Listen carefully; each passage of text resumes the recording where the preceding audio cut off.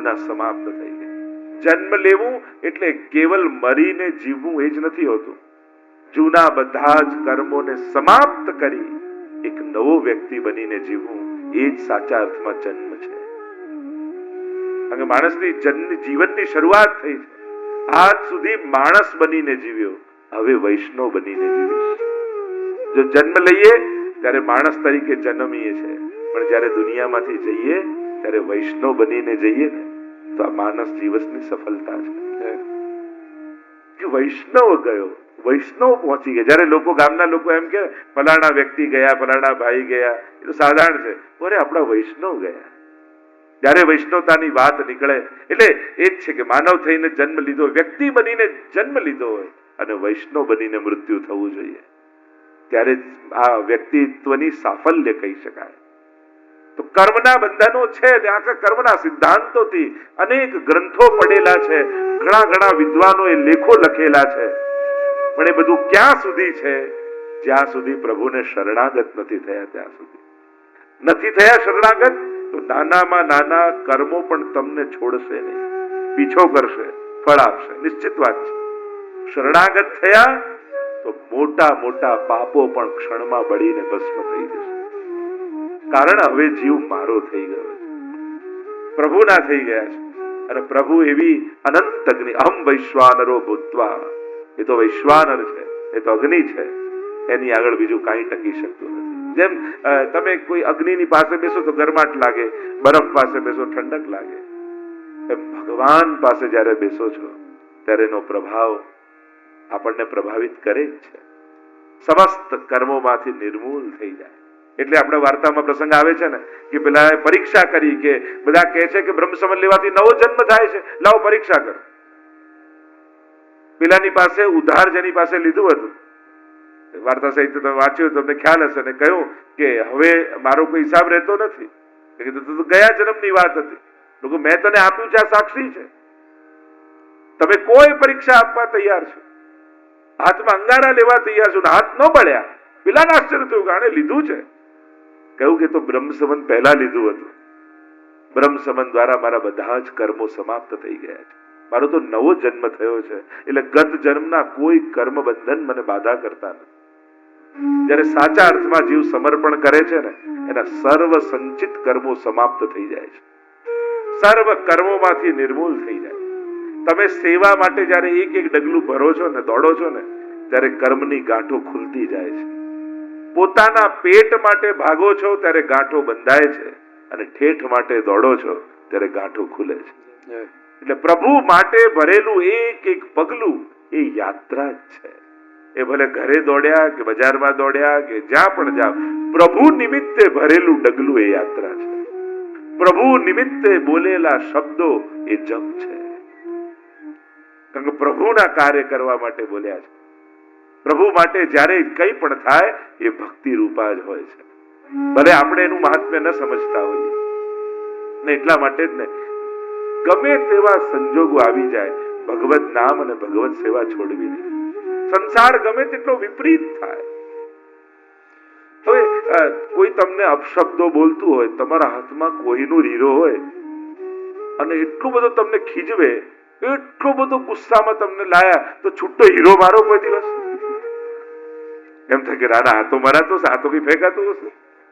એમ સંજોગો સામેવાળા ગમે તેટલા વિપરીત કરે, સેવા એ પરમ કિંમતી હીરો છે, એને ક્યારે ફેંકાય નહીં, એને છોડાય. પથ્થર હોય તો ફેંકો, કારણ કે તમને આની વેલ્યુ તો કેટલી મોટી. આપણે જયારે ભગવત નામ અને ભગવત સેવાની સાચી કિંમત નથી જાણતા ને, ત્યારે બીજાઓના સંજોગો માત્રથી ફેંકી દઈએ, છોડી દઈએ, કરી દઈએ. અરે આ છોડાય. કોઈ દિવસ ગમે તેટલો ખીજવે કોઈ ફેંકે હીરો? એમ જ છે જીવનમાં એની મૂલ્ય સમજો. આ મળેલું એનું બ્રહ્મ સંબંધ, કંઠી, ભગવત સેવા, ભગવત નામ, વૈષ્ણવનો સંગ, જયારે એની કિંમત નથી સમજતા તો ગમે તેની આગળ ફેંકી દો છો. એટલે જ કહ્યું ને કે જયારે જબ હરિજન ગ્રાહક મિલે તા આગે તું ખોલ. હરિરાયજી એટલે જ કહે આને ગમે ત્યાં ક્યાંથી ખોલાય. કોઈ આવે તો આપણે ડ્રોઈંગ રૂમ બેસાડી તિજોરી ખોલીને કોઈ બતાવાય કે જો કેટલા ઘરેણા છે, છુપાઈને રાખીએ. જબ હરિજન ગ્રાહક મિલે, આ આગે તું ખોલ, તો કર્મના બંધનો સમાપ્ત થાય અને ભગવાન સ્વીકારે, એનું નામ પુષ્ટિ. તો કાળ, કર્મ અને ત્રીજું સ્વભાવ કહ્યું છે. સ્વભાવનું પણ બંધન, દરેકને એને પ્રકૃતિનું બંધન છે. તમે તમારું હાર્ડવેર ચેન્જ કરી શકો, સોફ્ટવેર ક્યાંથી બદલી શકો? સોફ્ટવેર તો છે જ. અરે એટલે 84-252 માં તમે જુઓ તો ક્રોધી છે, લોભી છે, દ્વેષી છે, કામી છે, ચોર, બધાની કથા છે 84-252 માં. જુઓ તો બધા આદર્શ કોઈ એવા પરમ નહોતા. જુઓ તો બધાની ક્યાંક ક્યાંક પ્રકૃતિ છે. કંજૂસની વાર્તા એની પેલું માનસીમાં હાથ નાખ્યો ને કે છે, ક્રોધીની વાર્તા છે, મારી નાખ્યો પેલાને. બધા જ છે,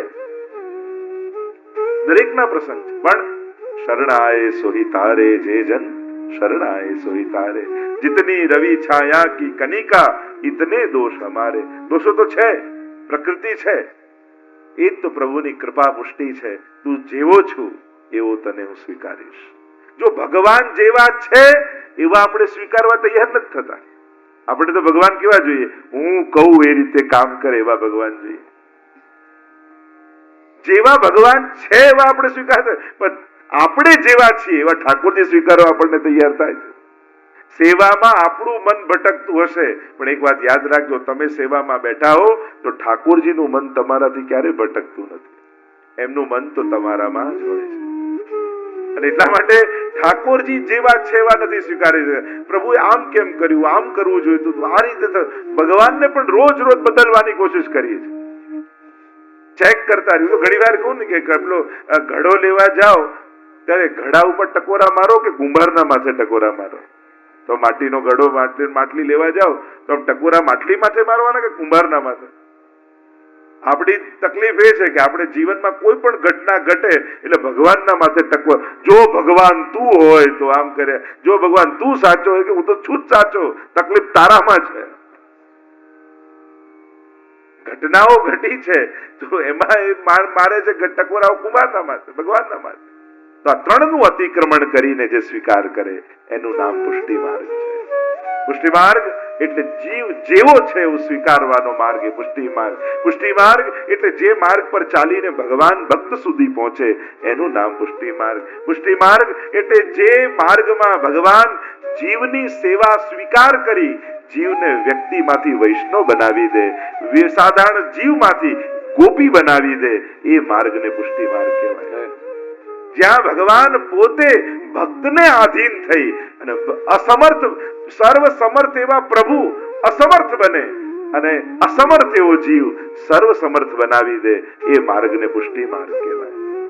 નહીં તો પ્રભુ સર્વ સમર્થ છે પણ પુષ્ટિ માર્ગમાં અસમર્થ થઈને વૈષ્ણવના ઘરે બિરાજે. તો જ્યાં ભક્તને આધીન થઈને ભગવાન બિરાજે એ માર્ગને પુષ્ટિ માર્ગ કહેવાય. આપણા કેવા આધીન થઈને ઠાકોરજી છે, આપણે જગાડીએ, આપણે પોડાડીએ, આપણે વસ્ત્ર ધરાવીએ, આપણે કરાવીએ, જે રીતે આપણે રાખીએ એમાં પ્રસન્નતામાં રહે એ માર્ગ પુષ્ટિ માર્ગ. એટલે તમને કેવા આધીન થઈને ઠાકોરજી બિરાજે છે વિચાર તો કરો. આપણે ઠાકોરજી માટે કેટલું છોડ્યું એનું લિસ્ટ તો છે, પણ ઠાકોરજી આપણા સુધી પહોંચવા માટે કેટલું છોડ્યું એનું તો ક્યારે વિચારે નથી કરતા. છેક વૈકુંઠ થી લઈ પોતાના રાજભોગ સુધી બધામાં પ્રભુ કોમ્પ્રોમાઇઝ કરવા તૈયાર થઈ જાય, પણ જીવ પોતાની સાથે કોમ્પ્રોમાઇઝ કરવા તૈયાર નથી.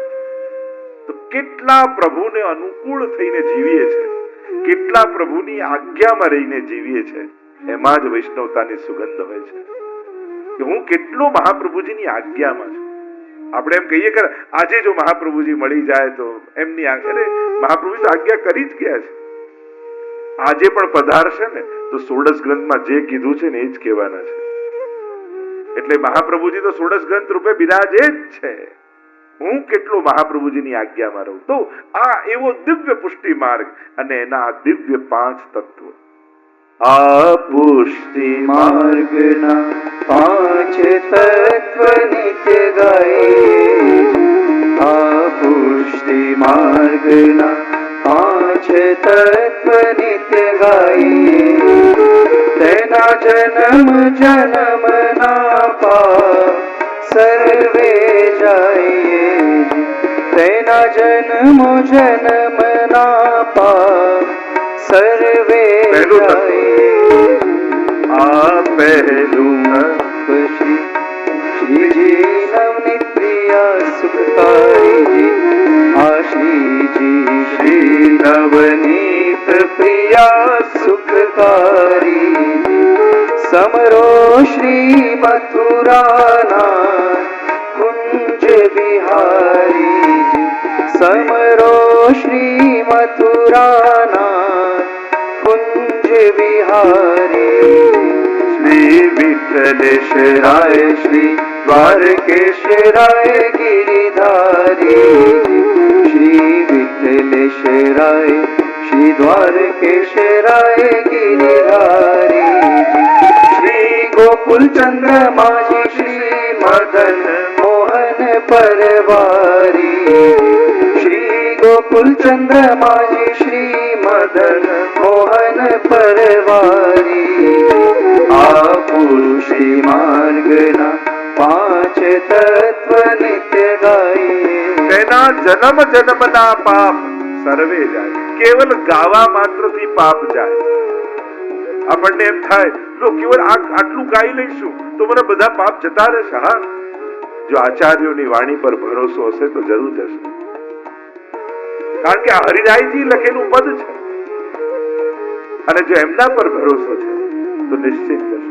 અરે એક વાર હે હરિ પુકારવા માત્રથી ગજેન્દ્રનો ઉદ્ધાર કરવા ભગવાન આવી જતા હોય. એક વારના પુકાર માત્રથી. તમે આધ્યાત્મિકતાને લૌકિક ગણિત પ્રમાણે ન ગણો કે આટલી વાર જપીશ તો જ પ્રભુ કૃપા કરશે. હવે વિચાર કરો, બીજા કરતા 1 લીટર યમુનાજી તમે વધારે પી જાઓ તો યમુનાજી વધારે કૃપા કરે?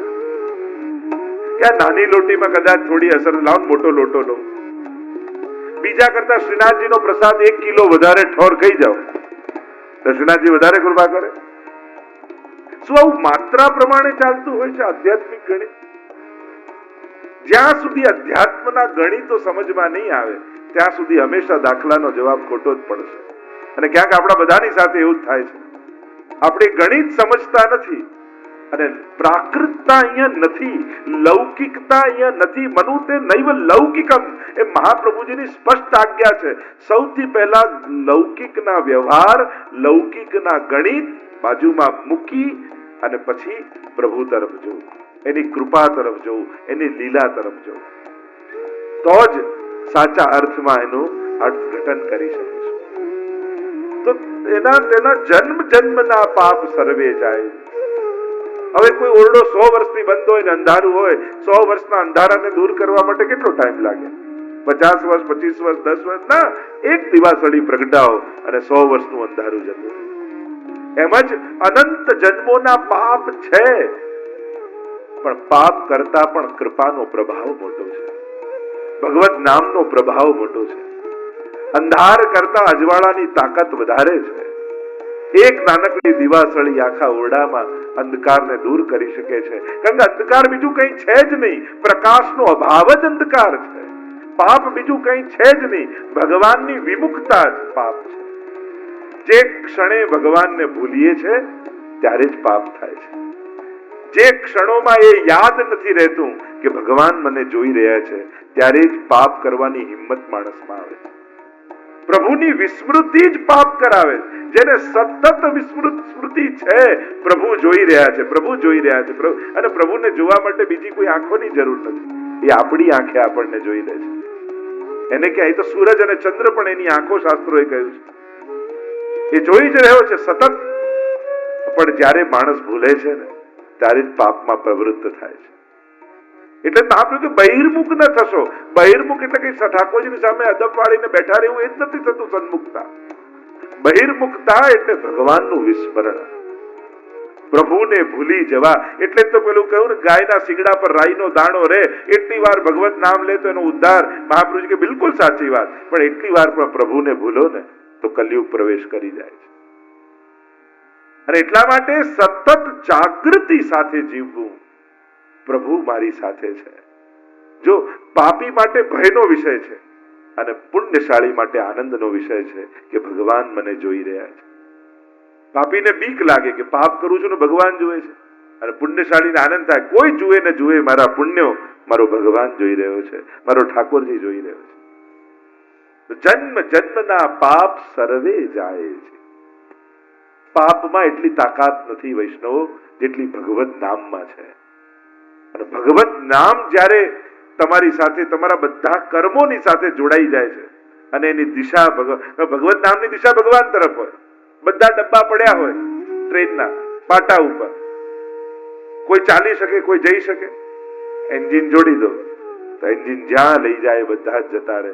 એમ જ અનેક પાપના ડબ્બાઓ પડ્યા હોય, ભગવત નામનું એન્જિન એમાં લાગી જાય ને અને ભગવાનના ચરણે જતા રહે, બધા ભસ્મ થઈ જાય.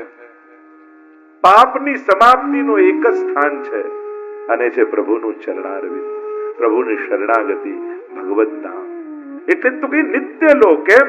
રોજના થતા અપરાધોથી મુક્ત થવાનો એક જ ઉપાય. આપણે બધા એને પણ ઇવેન્ટ બનાવીને કે બધા વર્ષ દરમિયાન ભલે અપરાધ દોષ બધા થયા, એક વાર દિવાળી પછી વ્રજમાં જઈ આવવાનું અને ત્યાં જઈને પરિક્રમા કરીએ એટલે બધા પાપ ધોવાઈ જાય. આવું ઇવેન્ટ જેવું ન બનાવો ભગવત ભક્તિને. ભગવત ભક્તિ એ ખોરાક જેવું નથી, એ દવા જેવું નથી કે રોગ હોય ને મટાડો. એ તો ભોજન જેવું છે. દવા ક્યારે લઈએ? જયારે બીમાર પડી ત્યારે લઈએ ને બીમારી જાય મૂકી દઈએ. પણ ભગવત નામ અને ભગવત સેવા અને ભક્તિ એ તો ભોજન જેવું છે કે એના વગર રહેવાય જ નહીં, જીવાય જ નહીં. એ તો વૈષ્ણવની પ્રકૃતિ છે, એની કૃતિ નથી. ભગવાનનું ભજન, ભગવત સેવા એ વૈષ્ણવની કોઈ એક્ટિવિટી નથી, એનું નેચર છે. એમ મહાપ્રભુજી કહે એનો સ્વભાવ છે. માણસ બધાથી ભાગી શકે, પોતાના સ્વભાવથી નહીં ભાગે. અને સ્વભાવમાં જ્યાં સુધી સ્થિત નહીં થાય ત્યાં સુધી એને આનંદની અનુભૂતિ નહીં થાય. તમારી પ્રકૃતિથી, ગીતાજીમાં ભગવાન એટલે તો અર્જુનને કહે છે કે તું ભલે લડી છોડી યુદ્ધ ઘરે બેસી જાય પણ એમાં તને શાંતિ નથી મળવાની, કારણ કે તારી પ્રકૃતિમાં લડવું છે. તું ક્ષત્રિય છો, તારો સોફ્ટવેર, તારી પ્રકૃતિ, તારું નેચર સહજમાં યુદ્ધનો છે, યુદ્ધથી ભાગવાનો નથી. તને એમ લાગે કે હું શાંતિથી બેસી જાઉં તો શાંતિ થાય, એમાં શાંતિ વધારે અશાંત થઈ જઈશ. ઘણી વાર લોકો એમ કે હવે બસ હવે અમારાથી કામ સંસ્થામાં અને સમાજ સેવા અમે આમાં છોડીને જતા, પણ એનું સેવા કરવી એની પ્રકૃતિ છે. તમે છોડીને બેસી જશો શાંતિ નહીં મળે. તમે પ્રભુથી દૂર થશો ક્યારે શાંતિ નહીં મળે, કારણ કે તમારા પ્રકૃતિમાં સેવા છે, તમારા સ્વભાવમાં સેવા છે. અને એમાં સ્થિત થઈ ભલે થાકશો હારશો તો એ આનંદ એમાં જ મળશે તમને, કારણ કે તમારા નેચરમાં છે. તો જન્મ જન્મના પાપ અને પહેલું તત્વ એ આપણા નવનિધિ, આપણા ભગવત સ્વરૂપો, શ્રીનાથજી, નવનીત પ્રિયાજી અને સાતે સ્વરૂપ. આ આપણું પ્રથમ તત્વ છે. જો દુનિયામાં ઘણા ધર્મોના મોટા મોટા મંદિરો બંધાઈ જાય પણ આવા દિવ્ય અને અલૌકિક સ્વરૂપો ક્યાંથી લાવશે? ઉદ્ધાર મંદિરો નથી કરતા, ભગવત સ્વરૂપો કરે છે. પુષ્ટિ માર્ગનો વૈભવ એમાં બિરાજતા આ સ્વયંભૂ પ્રકટિત ભગવત સ્વરૂપો છે, જે 84-252 ના માથે શ્રી મહાપ્રભુજીને ગુસાઈજીએ પધરાવ્યા છે. આપણે એમ કહીએ કે સાતલાલજીના માથે, ખરેખર એનાથી પહેલા જાઓ તો આ બધા જ વૈષ્ણવના માથે જ બિરાજેલા છે. ક્યાંક ક્યાંક કોઈક ને કોઈક વૈષ્ણવના માથે જ બિરાજતા. અને એટલા માટે આ ભગવત સ્વરૂપો એ પુષ્ટિ માર્ગનું સૌથી મોટું વૈભવ છે. કારણ કે કોઈ ગમે તેટલા એકરોના મંદિર બાંધી લે, ગમે તેટલી કલાકૃતિઓ કરી લે, પણ એમાં બિરાજમાન કરેલું સ્વરૂપ ભલે સોનાનું બનાવી દે પણ માનવે ઘડેલું જ મૂકવું પડશે. આવા સ્વયંભૂ પ્રગટેલા ભગવત રૂપો તો કેવલ ને કેવલ પુષ્ટિ માર્ગમાં બિરાજમાન છે. આ આપણો વૈભવ છે. મંદિર ગમે તેટલું મોટું થાય પણ શ્રીનાથજી ક્યાંથી લાવશે? નવનીતલાલ ક્યાંથી આવશે? મથુરાધીશ, દ્વારકાધીશના આવા દિવ્ય સ્વરૂપો ક્યાંથી પ્રગટ થશે? અને એ ભગવત સ્વરૂપો જે આપણા માથે બિરાજે છે, અને માનવામાં આ તો સમગ્ર પુષ્ટિ સૃષ્ટિના માથે બિરાજે છે, આપણું પહેલું તત્વ છે. પુષ્ટિ માર્ગના 5 તત્વો જે કહીએ છે એ પહેલા એ તત્વોમાંનું પહેલું તત્વ ભગવત સ્વરૂપ, જેને આપણે નિધિ એટલે આપણું ધન, આપણું સર્વસ્વ. તમારા ઘરે પણ જે ઠાકોરજી બિરાજે છે એ પણ શ્રીનાથજીના પ્રતિનિધિ રૂપે જ બિરાજે છે. વાર્તા સાહિત્યનું પ્રમાણ આપે છે. 1.25 લાખ રૂપિયાનું ગુલાબ પોતાના ઘરે ઠાકોરજીના માથે મૂક્યું તો ત્યાં શ્રીનાથજીનું મસ્તક ઝૂકી ગયું. એટલે તમે જેની સેવા કરો છો એ શ્રીનાથજી જ છે. તમે એને લાલન કહો કે ચિત્ર સ્વરૂપ કહો કે જુદા જુદા નામે ભલે બોલાવો, છે તો નિકુંજ નાયક શ્રીનાથજી જ. એમાં કોઈ ભેદ નથી. અને આ સાતે સ્વરૂપો પણ શ્રીનાથજીના જ જુદી જુદી લીલાઓના ભેદ છે.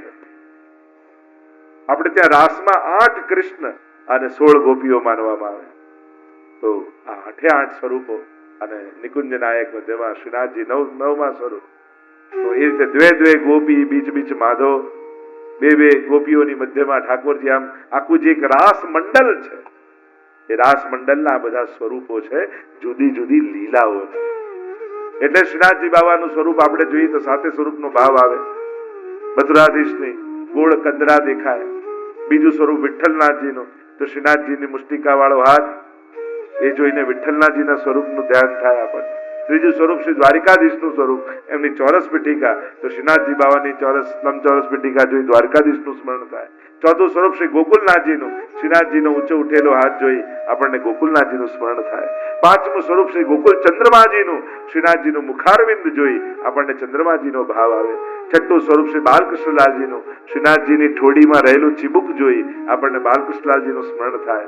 સાતમું સ્વરૂપ મદન મોહનલાલજીનું, શ્રીનાથજીના બંને કુંડળ વાળું મુખારવિંદ જોઈએ તો 2 સ્વામીજી સહિત બિરાજતા મદન મોહનલાલજીનો ભાવ આવે.